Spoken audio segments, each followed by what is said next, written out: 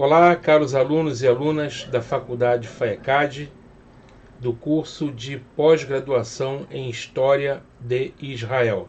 Eu sou o professor Cláudio Martins, professor dessa disciplina. Já tivemos 2 aulas e essa seria a terceira aula desta disciplina de Israel nos tempos de Jesus, mas que devido a esse momento sério de pandemia que estamos vivendo, as nossas aulas elas foram interrompidas e agora disponibilizadas em conteúdo online.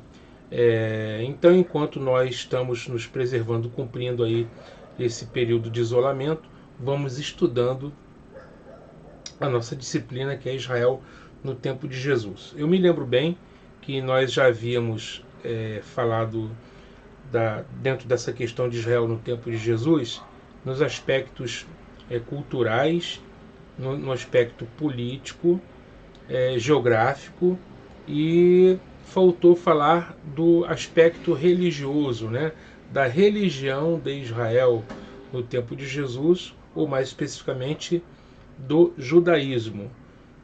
Como nós estamos um tempo sem ter aula, o que eu resolvi fazer?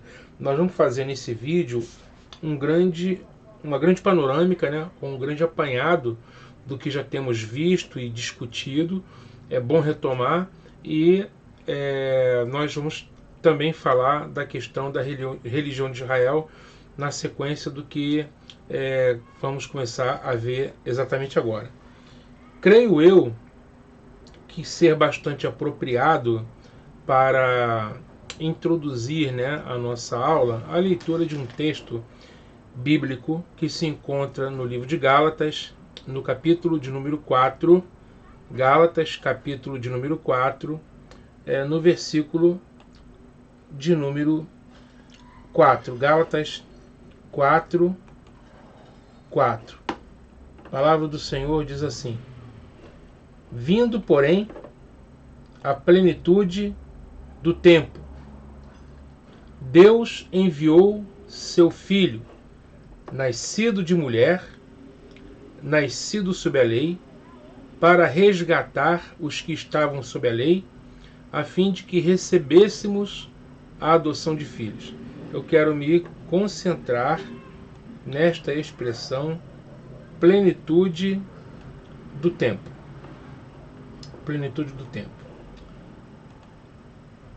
Bem, Paulo fala que na plenitude do tempo Deus enviou o seu Filho.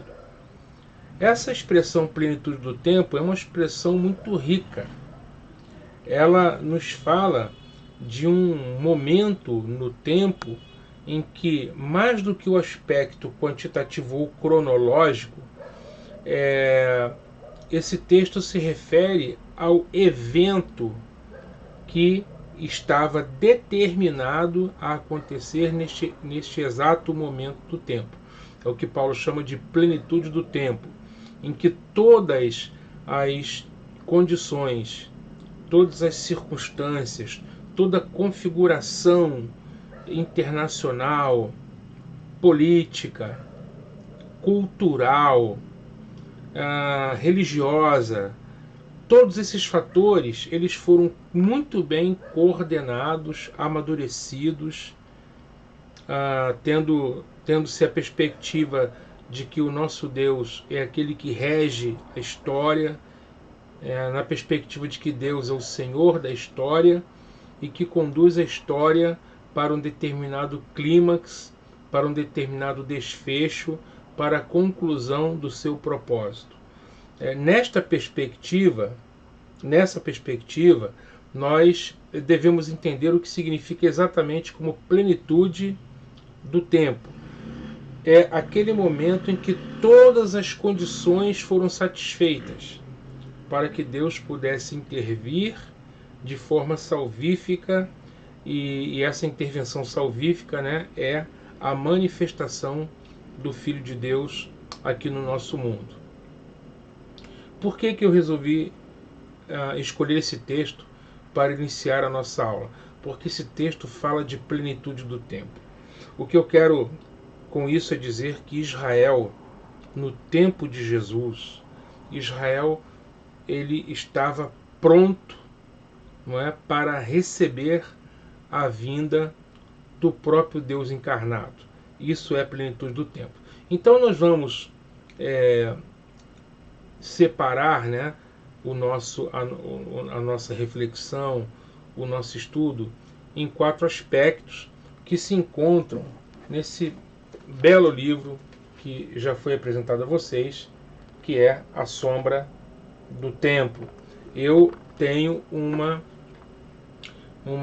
exemplar físico desse livro. Ó, que beleza, né? Eu tenho um exemplar físico. Esse livro está esgotado, mas vocês têm acesso a esse livro de forma eletrônica. Ele já está esgotado, é uma pena, não é? E também vai aqui um pedido para que a editora Vida possa voltar novamente a publicar esse livro excelente, cujo título é A Sombra do Templo, as influências do judaísmo no cristianismo primitivo. Então esse livro ele é importante por quê?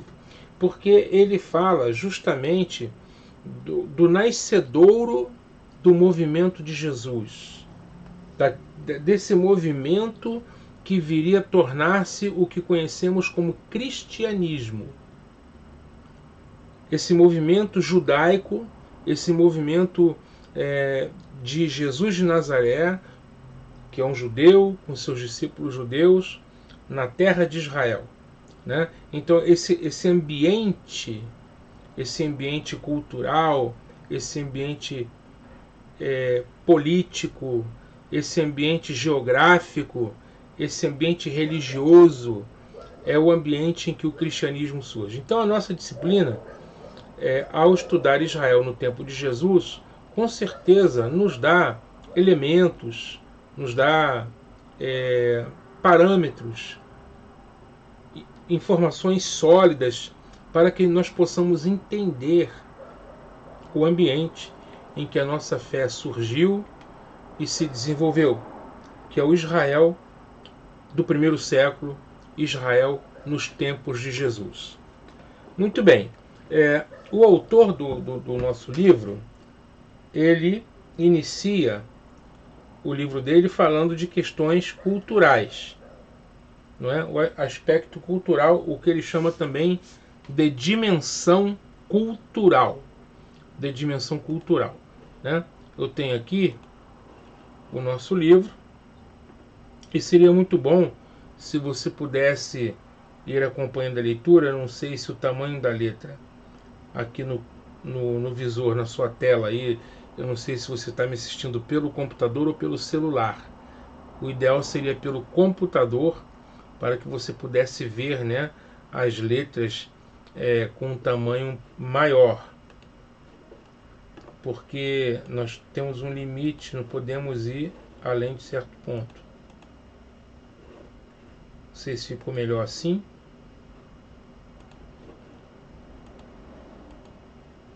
A dimensão cultural. Bem, o que nós podemos falar com respeito a essa dimensão cultural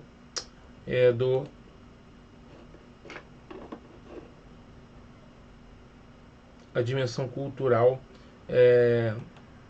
que Israel estava vivendo. Para nós entendermos essa dimensão cultural, né, e essa dimensão cultural tem a ver com o helenismo, nós sabemos que o helenismo ele foi a grande característica cultural vivida pelos países ali do entorno do Mediterrâneo, notadamente a partir do finalzinho do século IV, na virada para o século III, não é? Quando esse movimento cultural chamado helenismo ele deu início com as grandes vitórias daquele general, daquele estrategista militar, ainda muito jovem, chamado Alexandre Magno, quando ele, no ano 323, dá início às suas jornadas, às suas batalhas, e em 10 anos, de 333 até o ano 323 a.C., Alexandre Magno, ou Alexandre o Grande, ele conquista todo o mundo conhecido de então, né? E o que caracteriza mais, assim, o que salta mais aos olhos, o que é mais característico desse movimento de Alexandre o Grande é o seguinte: é que Alexandre o Grande, nas suas conquistas, ele não apenas ele conquistava os povos e os submetia, né, ao domínio político grego, mas também ele fez algo que o distinguia dos outros imperadores do seu tempo e que viveram antes dele. Ele levava a cultura grega, o modo grego de se viver, o modo grego de pensar, o modo grego de fazer poesia, o teatro grego, a língua grega, tudo que diz respeito ao ambiente cultural grego, aonde ele estabelecia suas conquistas, também se levava literatura, poesia, filosofia, as artes gregas, e aí vai neste ínterim a língua grega, não é? Que se chama o grego koiné, ou grego comum, que se chama de grego koiné. Não é exatamente o grego falado na Grécia, né? Em Atenas, porque o grego da Grécia é o chamado, o grego clássico, é o dórico, né? É o grego dos filósofos, é o grego dos poetas.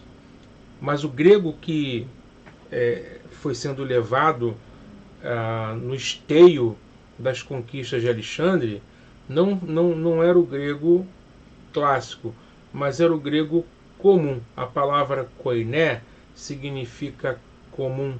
E esse grego koiné, que por sinal é o grego do Novo Testamento, esse grego koiné, ele começou a entrar em todas as nações aonde Alexandre estabelecia o seu domínio. E isso foi tão forte, né, tão forte, que o mundo passou aos poucos a helenizar-se. Então esse fenômeno cultural chamado de helenismo é justamente a forma grega de viver, a forma grega de pensar, a forma grega de ser, a forma grega de construir cidades, a arquitetura grega, não é? Os conceitos gregos, não é? Que até hoje, quando nós falamos de democracia, de onde vem essa palavra, né? Democracia. Isso vem da antiga Grécia, né? Vem de Atenas, a ideia de democracia. E nós não percebemos, né? Mas essa influência foi tão grande em todo o mundo ocidental, tão profundo, né? Profunda essa influência, que até hoje nós carregamos essas influências, elas ainda se fazem sentir até no dia de hoje, em pleno século XXI, né? Nós temos ainda muito da cultura grega, da maneira grega de pensar. Na verdade, a filosofia e a cultura grega lançaram, por que não dizer, os alicerces do mundo ocidental. Mas pensando especificamente, né, no tempo de Jesus, esse processo de helenismo, ele vai do século IV a.C., não é? No finalzinho do século IV, na virada do século IV para o século III, ali naquele finalzinho do século IV, século III, e vai entrando pelo século III, mesmo depois da morte de Alexandre, o seu reino, que foi dividido pelos Ptolomeus, pelos Seleucidas, né, os generais Ptolomeus, Seleucidas, ficaram com porções do Império de Alexandre, mas essa política, vamos dizer assim, né, de levar a cultura grega foi perpetuada, mesmo depois da morte, bem depois da morte de Alexandre, porque isso era um movimento que não podia ser detido, né? Então a religião grega, a cultura grega foi entrando em todos os países ali do ambiente mediterrâneo e também do Antigo Oriente Próximo, né? Então nós podemos dizer, pensar no Egito, por exemplo. Você vê Alexandria no Egito, né? A famosa cidade de Alexandria foi uma tremenda cidade helenística, né? Alexandria era uma cidade puramente helenística. Os Ptolomeus, que estabeleceram o governo ali no Egito, né? Perpetuaram, né, no seu reino essa forma e essa maneira grega de viver. E foi se estendendo a Síria, não é? Em todos os países ali do Antigo Oriente Próximo. Isso nunca foi problema, porque os países, as nações do Antigo Oriente Próximo eram nações politeístas, eram nações cuja religiosidade admitia-se uma série de deuses, né? Uma série de deuses. Vejamos, por exemplo, Roma. Os romanos não tiveram nenhuma dificuldade em assimilar o helenismo, com seu politeísmo e com sua gama diversa de deuses. Por quê? Porque os romanos, eles eram também politeístas. Então, mais um deus, menos um deus, isso não fazia tanta diferença, né? Não fazia tanta diferença. Em todos os lugares foi assim. Em todos os lugares, em toda parte, o helenismo, aonde ele foi chegando, ele não trouxe nenhum tipo de resistência. Podemos dizer que assimilar a cultura helênica era estar em sintonia com o seu tempo. Pensar de forma grega, ler os filósofos, os poetas gregos, pensar e viver como um grego, isso era estar na crista da onda, era estar em sintonia com o seu tempo, né? Quem fosse avesso ao helenismo, grosso modo, hoje seria como alguém que não quer saber das redes sociais, por exemplo, né? Que é uma tendência mundial e que todos estão utilizando, que isso acabou se integrando à nossa vida, não é? A internet, as mídias sociais. E quem é avesso normalmente é tido como alguém que está desalinhado com o seu tempo, não é assim? Quando alguém diz assim, eu não quero saber desse negócio de WhatsApp, de Facebook, de internet, né? Sem entrar no mérito da questão, né? A respeito do mau uso das redes sociais, não é disso que se trata. Sabemos que as redes sociais existe um mau uso, mas não podemos negar que elas fazem parte do cotidiano do mundo, né? Das nações, fazem parte do cotidiano de todos nós. E ainda que alguns façam mau uso, existe também o uso adequado, né? O uso correto. Por exemplo, nesses tempos de pandemia, praticamente todas as igrejas fizeram live. Os membros não podem reunir, não podem congregar, então, de posse de um celular e uma conta no Facebook com acesso à internet. Só isso. Qualquer pessoa, não precisa ser técnico em vídeo, nem em edição de vídeo, por isso até algumas lives bem mal feitas, né? Sem nenhum tipo de noção de iluminação, de vídeo, de nada. Mas foram feitas. As pessoas fizeram suas lives, apertaram lá o botão, entraram ao vivo e começaram a falar. Ou seja, o que significa? Significa que é um recurso do nosso tempo e que pode ser aproveitado de maneira positiva, né? E quando alguém diz, não quero saber disso, a pessoa é vista como alguém desalinhado com o tempo que está vivendo. Pois bem, no tempo, tá, em que estamos falando, quer dizer, a partir do momento do Império Grego para frente, com as conquistas de Alexandre o Grande e o estabelecimento, a influência do helenismo, né, em todo o mundo mediterrâneo antigo, resistir a essa influência helênica era, com certeza, estar fora de sintonia com o seu tempo.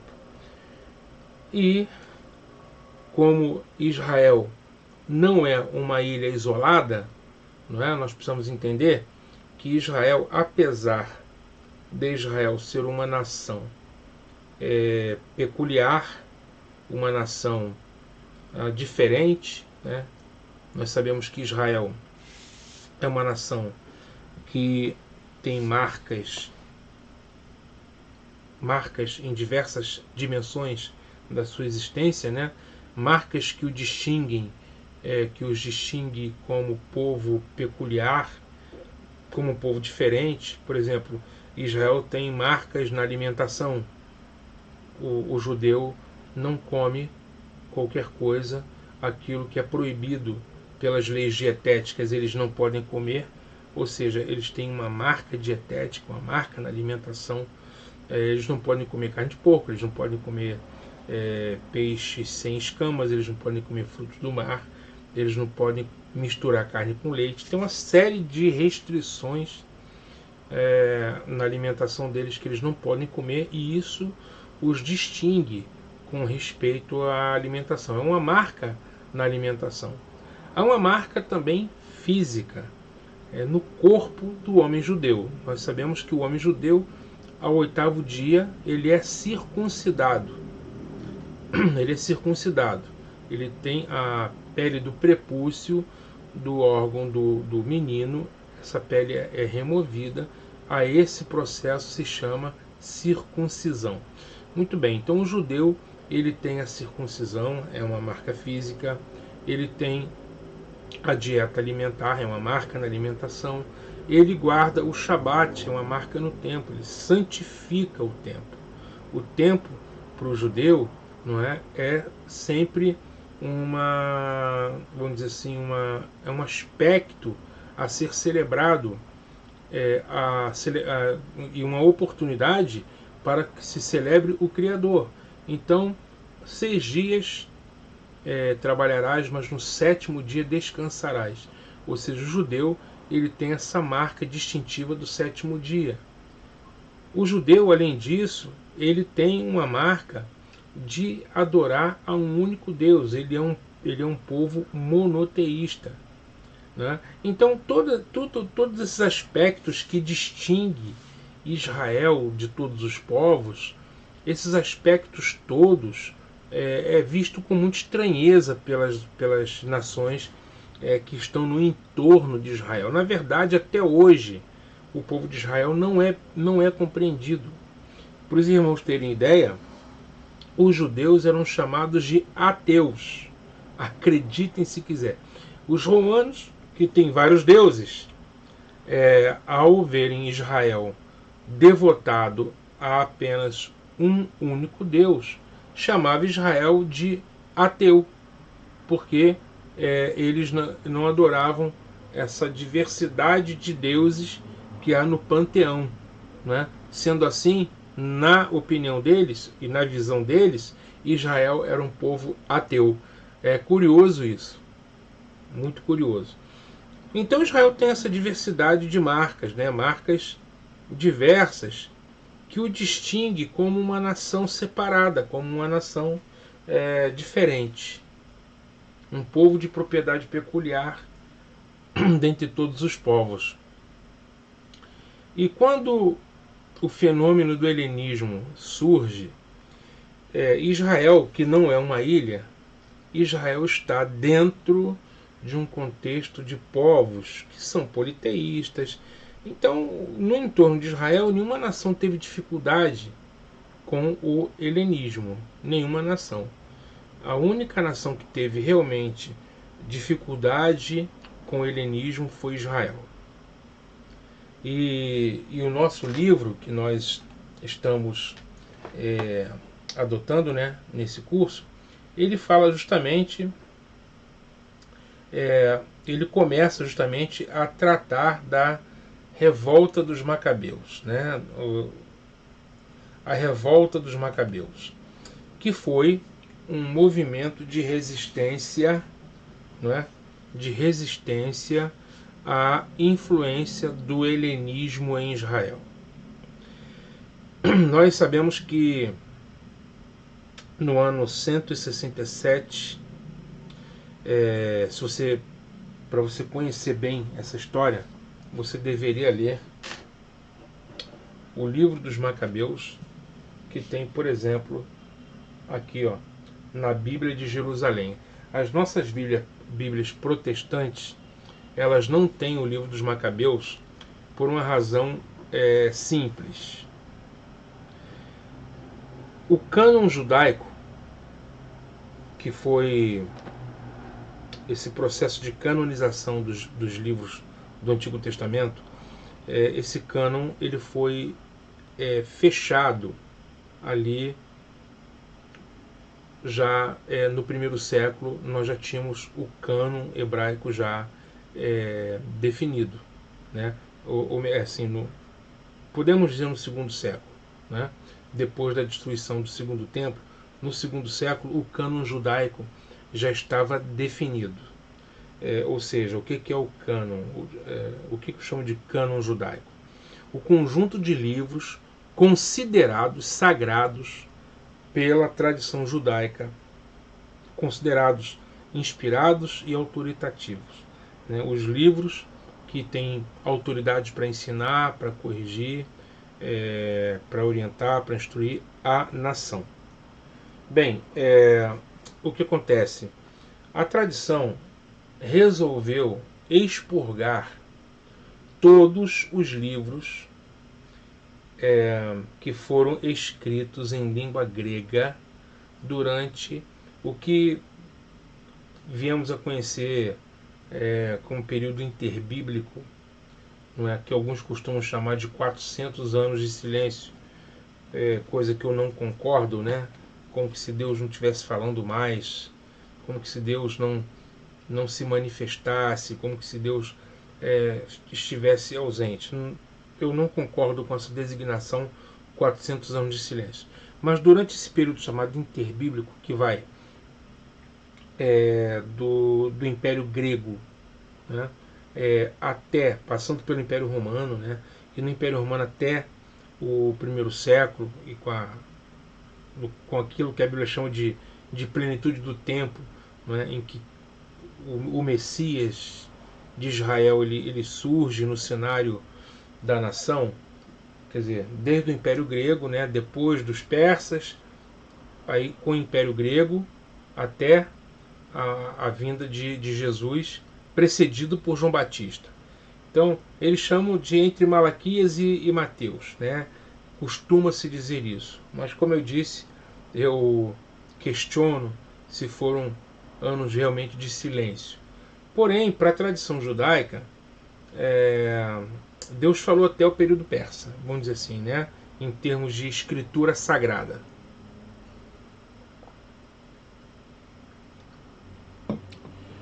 E no período grego, aquilo que foi escrito em grego, eles rejeitaram para que não fizesse parte do cânon, porque para a tradição judaica, somente os textos em hebraico poderiam fazer parte do cânon, integrar o cânon. Pois bem, o que vai acontecer? Esses livros que nós hoje chamamos de apócrifos, ou seja, 1º e 2º Macabeus, o livro de Judite, de Tobias, esses livros todos, eles pertencem à tradição judaica. Eles pertencem ao judaísmo. Só que foram escritos em grego, porque era o período da época, né? Era o momento. O momento era de helenismo, E o grego era uma língua que começou a ser falada e escrita. Então, se escreveu em grego também, né? Eu não sei até que ponto, né, que Deus só se revelaria em hebraico. Deus se revela na língua que ele quiser, né? Mas o preciosismo da tradição coloca que nada do que foi escrito em grego deveria fazer parte do acervo é, de livros sagrados, mas depois, se nós tivermos oportunidade de aprofundar esse assunto, eu vou dizer para vocês onde é que está o X da questão. Está na questão da Septuaginta, tá? Que a igreja cristã praticamente tomou posse da Septuaginta, que é o Antigo Testamento em grego. E na Septuaginta, todos esses livros, Macabeus e etc., livros que nós consideramos apócrifos, faziam parte da coletânea de livros que compõem ou que compunham a Septuaginta. Então o que acontece? A tradição judaica praticamente rejeitou a Septuaginta, né? Rejeitou, sobretudo por causa dos cristãos. Isso é uma convicção firme que eu e muitos estudiosos têm, né? Que a tradição deixou a Septuaginta exatamente por conta da vamos chamar de apropriação que os cristãos fizeram desse texto. Pode ver que todas as citações que os apóstolos fazem, que os evangelistas fazem do Antigo Testamento, grande maioria dessas citações não vem do texto hebraico, mas vem do texto da Septuaginta, vem do texto grego. Isso é um detalhe importante a ser observado. Pois bem, a tradição judaica rejeita esses textos em grego, mas a tradição cristã ela continua com esses textos. Porém, ao chegar no alvorecer da Reforma Protestante, aí já estou me referindo no século XVI, o que os reformadores vão fazer? Vão expurgar, né, esses livros, não os considerando como canônicos, mas como apócrifos, ou seja, livros que não têm um peso de autoridade sobre a igreja. Podem ter seu valor histórico, mas não têm autoridade.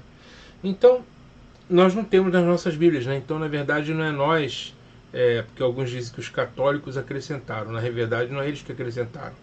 A igreja cristã sempre teve esses livros. Nós é que retiramos, né? No século XVI, nós retiramos porque o movimento protestante, no que diz respeito ao Antigo Testamento, estava plenamente alinhado com a tradição judaica e, portanto, desconsideraram esses livros em língua grega. Isto posto, né?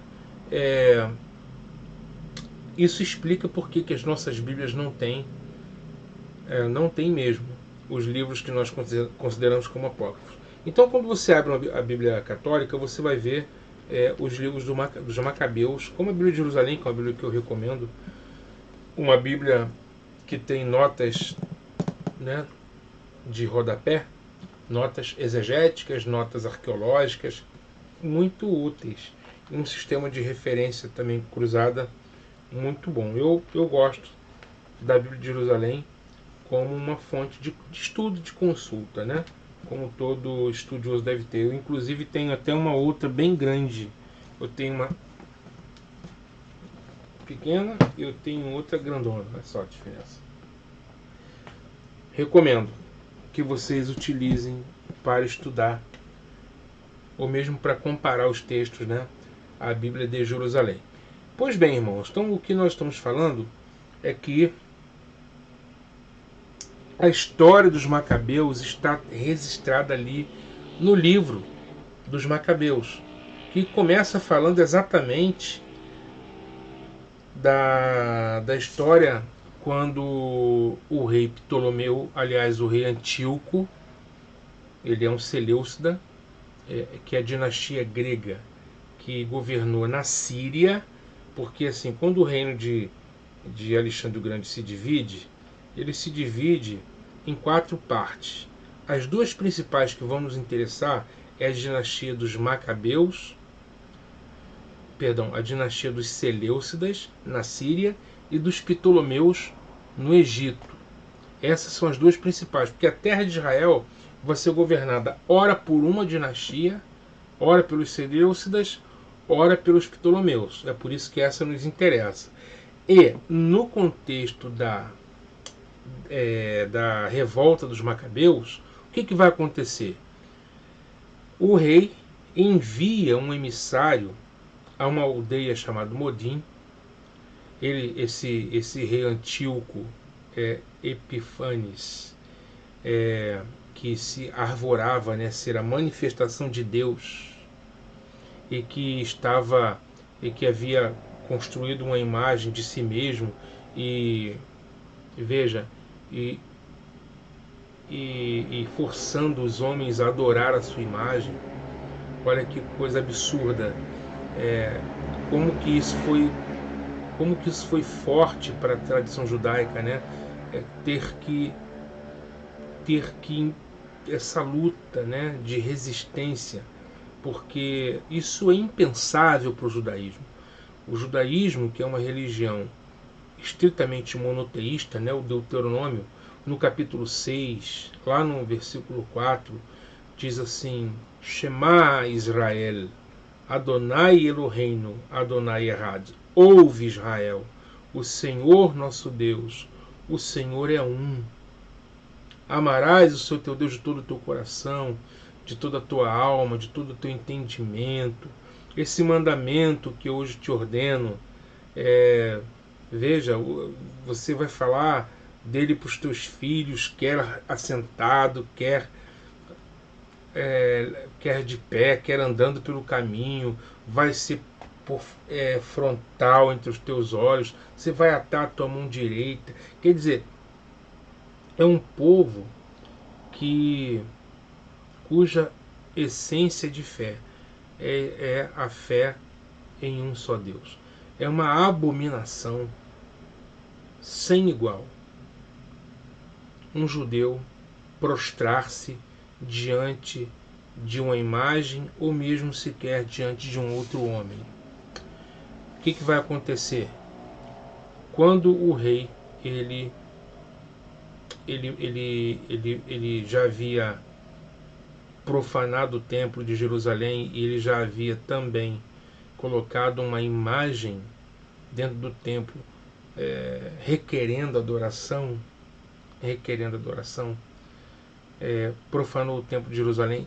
Essas notícias chegaram em todos os lugares, e na aldeia de Modim tinha um sacerdote chamado Matias, e esse homem era um homem piedoso, zeloso da Torá.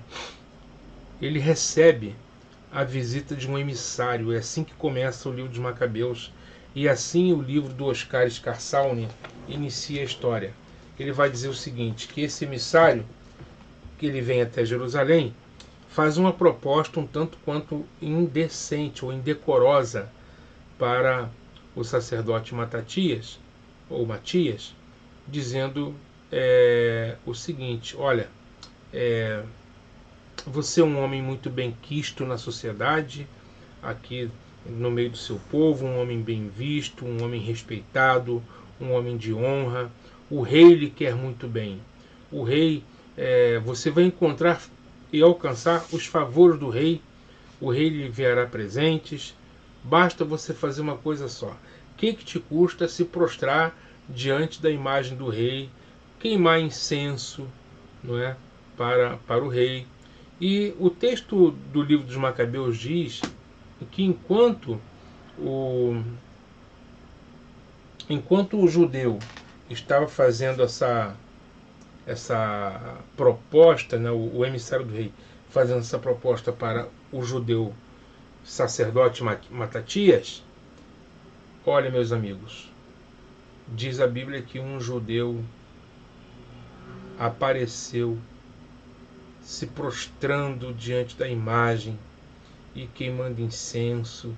O texto bíblico diz que os rins do sacerdote fremiram, e diz o texto que, tomado de justa ira, ele lançou mão da espada, ele tomou a espada, feriu o judeu, feriu o emissário do rei e proclamou a heróica resistência dos macabeus. O movimento macabaico é esse movimento de resistência, onde os valores do helenismo estavam tentando entrar em Israel, e esse foi um foco de resistência. O sacerdote, o patriarca, convocou os seus filhos e todos aqueles que amam servidos. O sacerdote vai para as montanhas e convoca seus filhos e toda a nação piedosa, os homens piedosos, aderem ao movimento dos macabeus. Esse movimento, sem sombra de dúvida, ele foi um movimento fundamental. O movimento dos macabeus, veja bem, foi um movimento fundamental. Os estudiosos, inclusive o Oscar Scarsauni, o autor do livro que nós estamos adotando, ele diz o seguinte, que o movimento dos macabeus, ele foi o movimento de resistência cultural, resistência religiosa, a tentativa de helenização forçada, não é? Então eles resistem, eles lutam, não é? Esse movimento dos macabeus, ele é tão importante que ele vai trazer profundas marcas dentro da história de Israel, que, vejam bem, quase 200 anos depois, praticamente 200 anos depois, nos dias de Jesus de Nazaré, nós temos o chamado movimento Zelote dentro de Israel. O que é o movimento Zelote? Era um movimento armado, era um movimento de resistência armada. Eles queriam, pelas armas, enfrentar os romanos. E eu pergunto, aonde que os zelotes buscavam inspiração na sua história? Evidentemente que nos macabeus, porque o movimento dos macabeus, por ele ter dado certo, eles tiveram vitória, eles inspiraram as gerações futuras. Então, do ano 167, que deu início à revolta dos macabeus, até o ano 164, ou seja, durante 3, 4 anos, eles fizeram um movimento de resistência armada. Um movimento armado, e por fim eles conseguiram expulsar o inimigo. O inimigo foi expulso.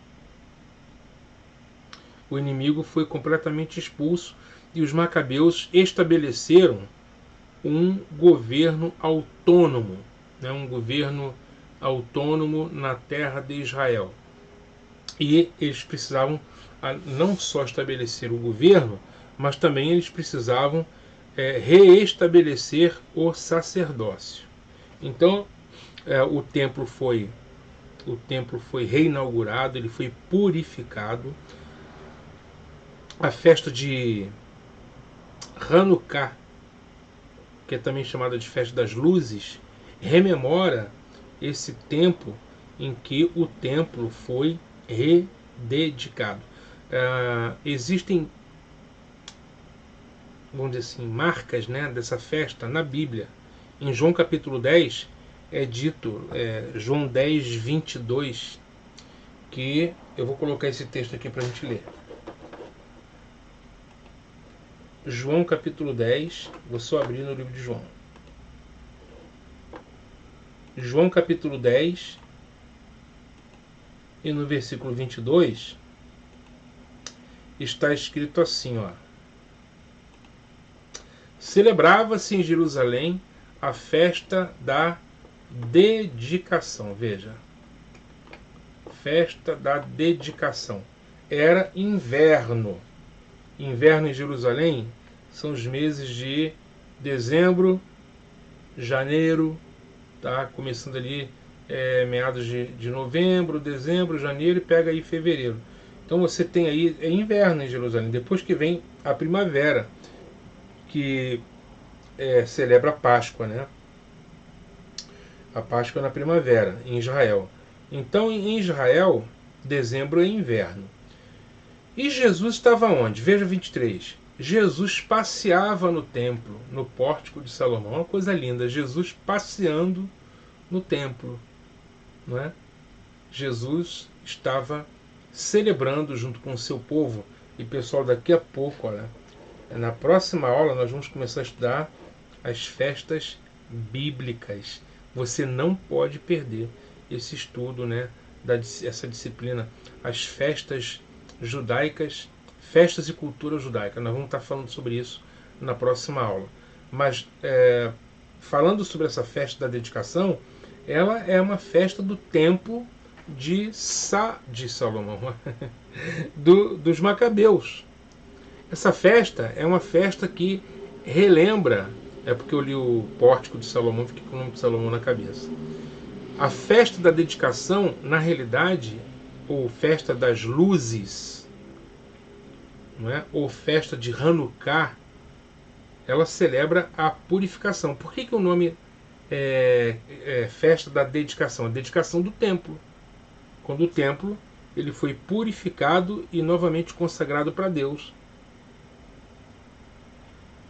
depois que o imperador, que o rei Antíoco profanou, né, oferecendo um porco no altar, esse templo foi rededicado para Deus, purificado, né?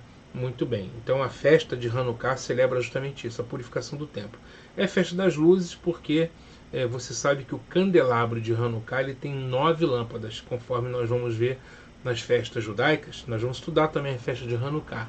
Ela tem 9 lâmpadas. E o candelabro normal, vamos dizer assim, normal, o candelabro descrito no Êxodo, né, que era um dos utensílios do tabernáculo, esse candelabro tem 7 lâmpadas, mas o candelabro de Hanukkah tem 9. Por quê?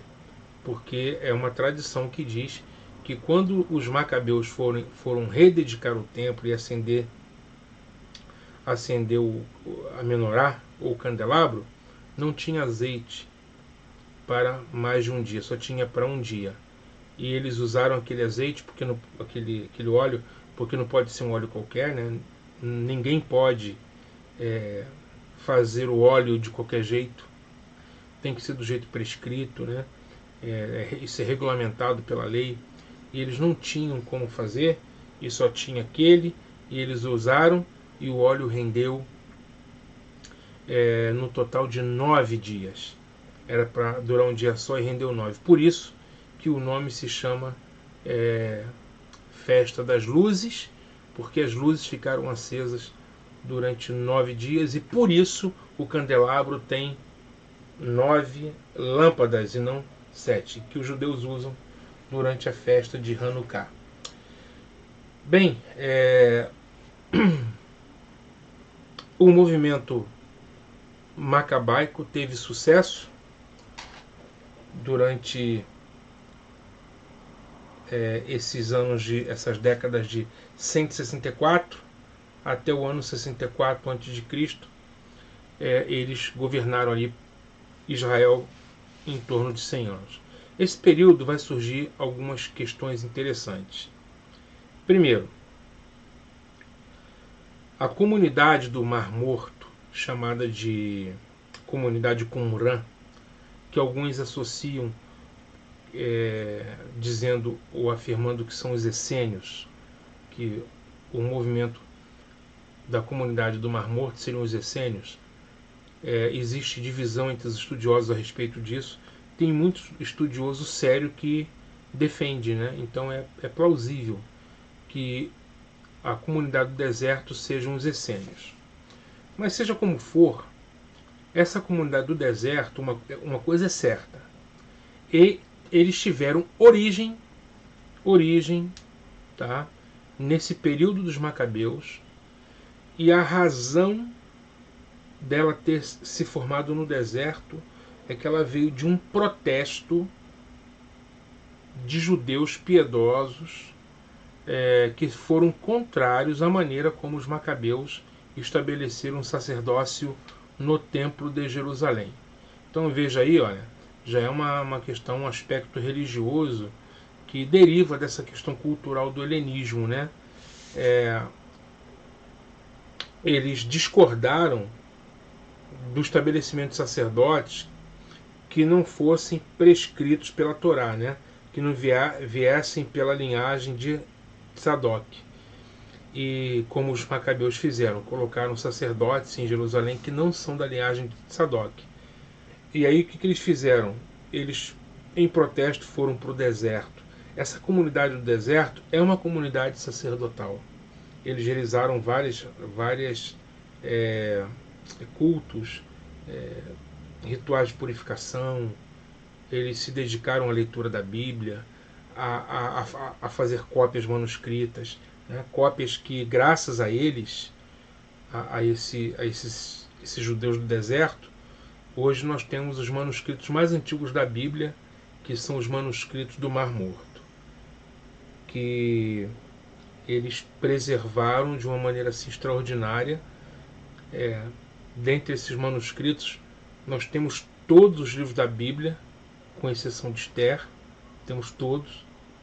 O livro de Isaías, ou chamado Grande Rolo de Isaías, um rolo que tem mais de 7 metros de comprimento, foi achado na íntegra, praticamente 1900 anos depois desses rolos terem sido escondidos nas grutas do deserto da Judéia por conta do avanço romano que já havia destruído Jerusalém, e eles entenderam que eles também seriam dizimados e quiseram preservar esse material para a posteridade. Quase 2000 anos depois, um pastor beduíno, ao procurar a sua cabra que se desprende do rebanho, ele encontra meio que por acaso esses manuscritos dentro de jarros, guardados dentro das grutas do deserto da Judéia. Algo assim completamente impressionante, uma história maravilhosa que vale a pena sempre a gente reler, né? A história da descoberta dos manuscritos do Mar Morto. Essa comunidade do Mar Morto surge também nesse período aí, né? Bem, vejam só, a gente vai falar mais dos essênios ou da comunidade de Qumran quando falarmos sobre a religião de Israel nos dias de Jesus. O que vai acontecer é que, mesmo os macabeus tendo feito um movimento de resistência cultural para proteger a Torá, que na verdade os estudiosos consideram que esse movimento dos macabeus foi um movimento para preservação da Torá. Foi um movimento feito para que a Torá fosse preservada, porque o helenismo é um movimento politeísta, né? O helenismo é um movimento pagão, tá certo? É culturalmente pagão. Então, se Israel assimila sem nenhum filtro tudo isso, provavelmente, o próprio Oscar Scarsauni fala sobre isso, provavelmente Israel teria sido assimilado pela cultura helênica e o judaísmo não teria chegado aos nossos dias, né? Por sinal, pela primeira vez dentro da escritura, o termo judaísmo foi usado justamente pelos macabeus, né? Que eles protegeram o judaísmo, protegeram a Torá. Só que nesse afã de proteção à Torá, eles acabaram transgredindo a Torá. Eles quiseram se fechar contra uma helenização forçada para proteger a Torá e para que eles não fossem assimilados, porque para o helenismo essa coisa de não comer carne de porco, de não comer peixe sem escama, isso é besteira. Para o judaísmo, a circuncisão é uma mutilação do corpo, porque os gregos eles são extremamente assim, fisiculturistas, vamos dizer assim, né? A cultura do corpo. Essa coisa do narcisismo, né? Vem daí. Ele é um culto ao corpo, a forma física, né? Essa coisa do culto ao corpo vem da Grécia. Pois bem, para eles a circuncisão é um absurdo. É uma mutilação, é como se estivesse mutilando o órgão, fazendo a circuncisão. Mas não só isso. O helenismo procurou estabelecer, né, um estilo de vida grego em tudo quanto é lugar, em todas as áreas da vida.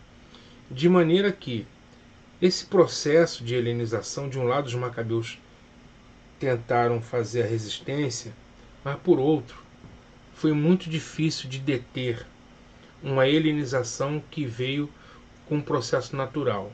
Porque era aquilo que o mundo estava vivendo. Imagine vocês, a Europa viveu o chamado movimento iluminista, aonde os filósofos, os homens da literatura começaram a dizer que tudo que é medieval está ultrapassado.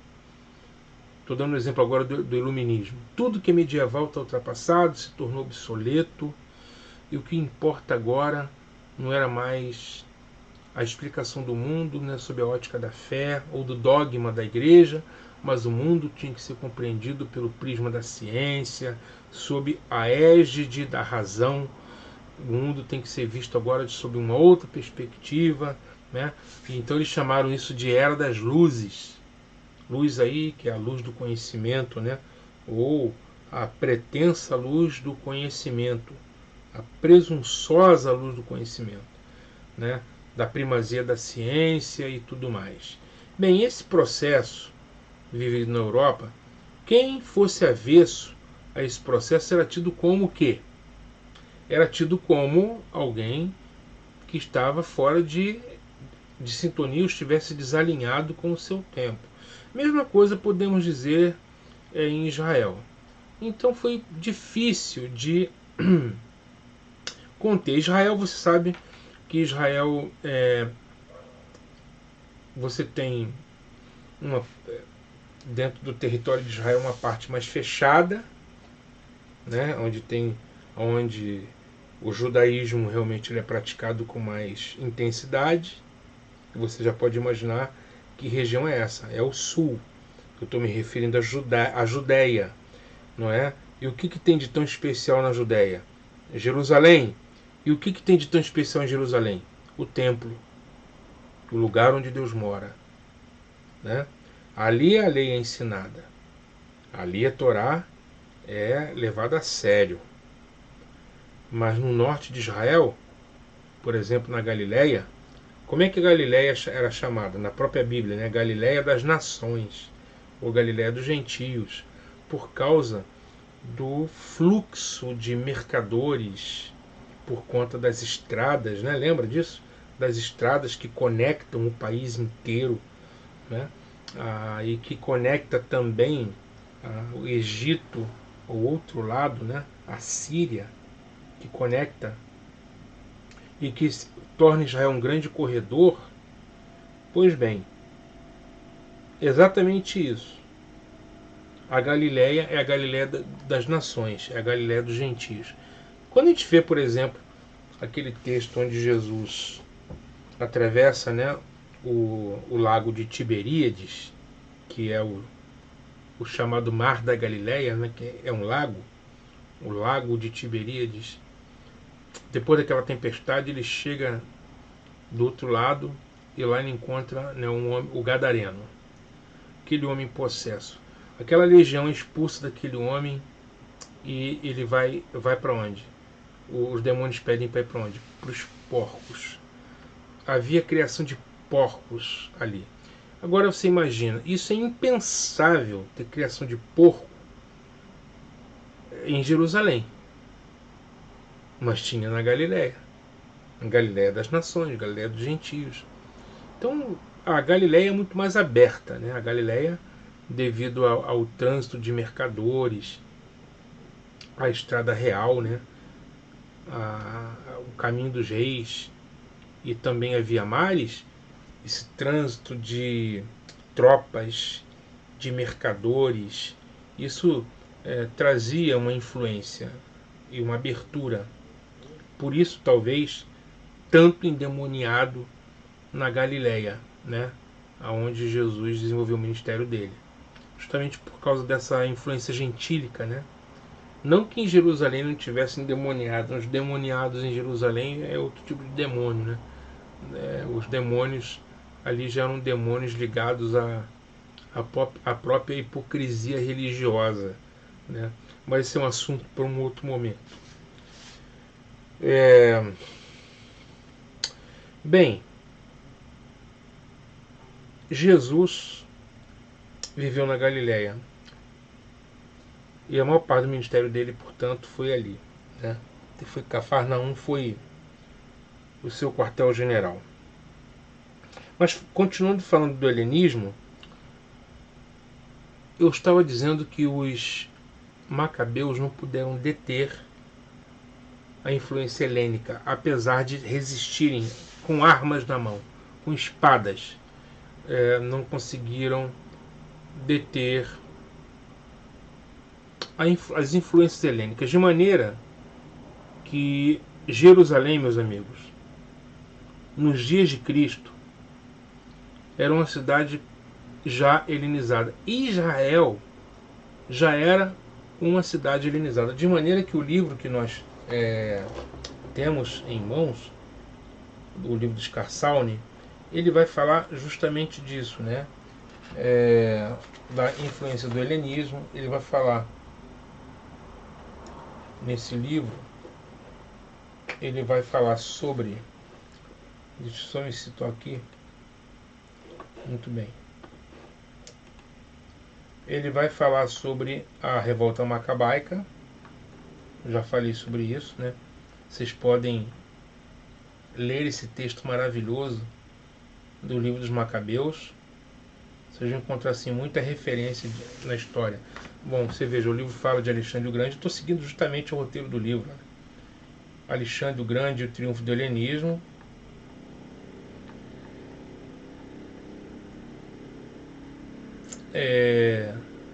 Ele vai falar mais à frente com respeito, as características, né, das cidades gregas, né? A cidade helenística é a polis. Eu vou ler aqui um pouquinho para poder não ficar só aqui nas minhas palavras, né? Mudar um pouco a tela aqui. A cidade helenística. Vocês podem acompanhar, se vocês estiverem no meu livro aqui, a página 23, no meu livro físico, mas aqui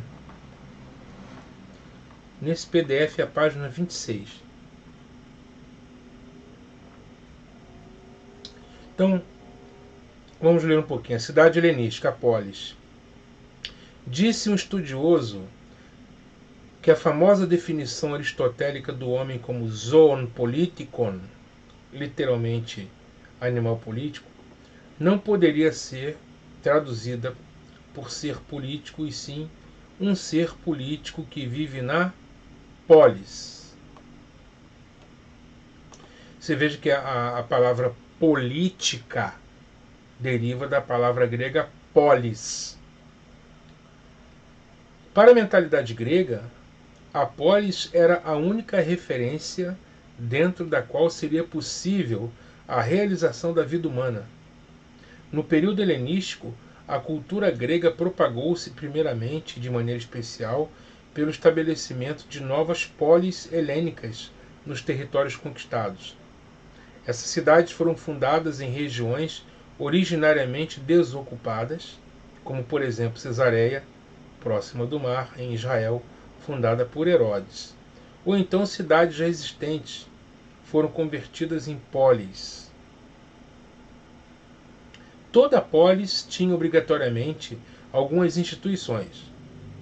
Veja então as características da polis. Toda polis tem um centro urbano público, um centro, um mercado chamado de ágora, um mercado, um local onde se reunia o conselho da cidade, o Buleterium, os banhos. Você sabe que esses banhos aqui eram banhos públicos, né? Eu não creio que a gente ia querer tomar banho nesses lugares, não. A água não era muito propícia, não, né? Todos tomavam banhos ali, aquela água, enfim. Templos aos deuses gregos, posteriormente romanos. Então toda polis tem um templo, toda polis tem casas de banho, toda polis tem o conselho da cidade, tem o centro urbano, tem mercado, tem teatro, tem um ginásio combinado com uma escola de ensino superior e área para a prática de esporte. Então a ideia de ginásio, uma ideia grega. Biblioteca, de onde que vem, queridos, a ideia de biblioteca? A mais famosa biblioteca que já existiu, a Biblioteca de Alexandria, isso é coisa grega, helênica. E um estádio esportivo, e se fosse uma cidade grande, também teria um hipódromo, que é o lugar onde os cavalos correm, e um estádio esportivo. Mais importante do que edifícios eram as atividades praticadas nessas instituições. O teatro e o ginásio eram, por assim dizer, postos missionários de propagação da cultura helenística. O mesmo pode-se dizer de toda a polis no tocante a tudo o que rodeava. Veja, por exemplo, nesse mapa, né? Aqui, ó, onde tem a cruzinha, não sei se dá para ver, são polis, cidades, né, de arquitetura helênica. Então você, por exemplo, vai ver que, olha, Citópolis,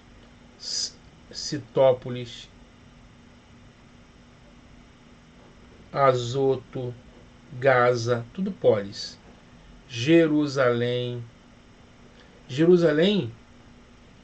já era uma polis com tudo isso, com ginásio, com teatro. Você pode imaginar, né, nos dias de Jesus, Jerusalém tinha teatro, tinha hipódromo, tinha uma ágora. Jerusalém tinha todas as características de uma cidade helenística. Imagina Jerusalém, que é um lugar fechado, né? Vamos dizer assim, mas não conseguiram se fechar totalmente, não. Não conseguiram se fechar totalmente, não.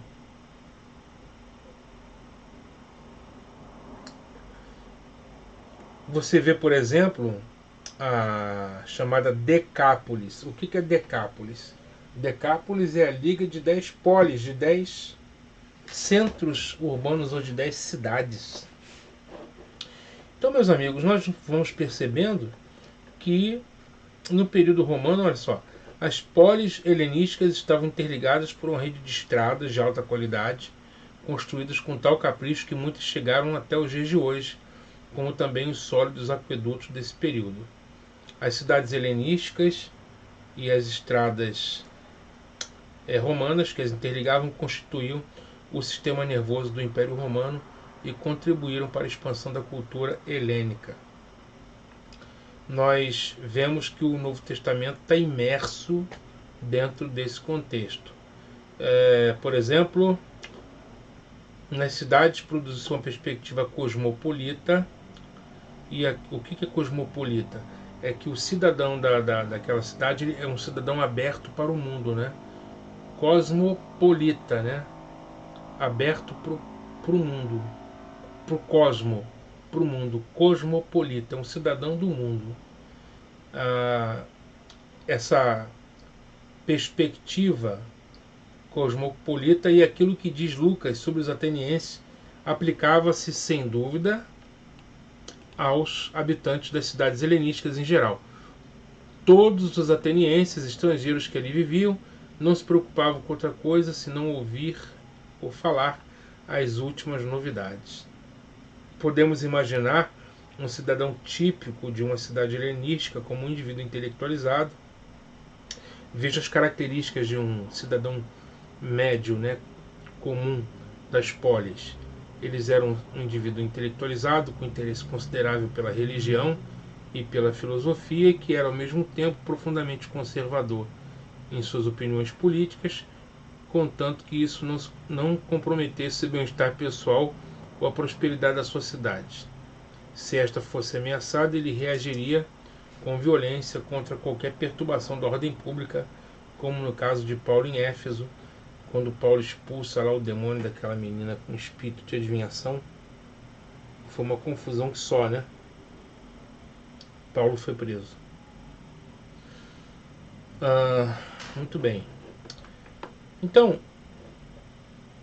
com base nisso, nós podemos ter essa convicção de que Jerusalém está completamente impregnada de helenismo. Eu vou fazer aqui uma pausa nesse vídeo, né, que já está com mais de 1 hora, para que você possa tomar um café, ir lá na CPAD, ver um livro. Depois a gente volta, meus irmãos, para a segunda parte. 10 minutinhos, a gente já volta.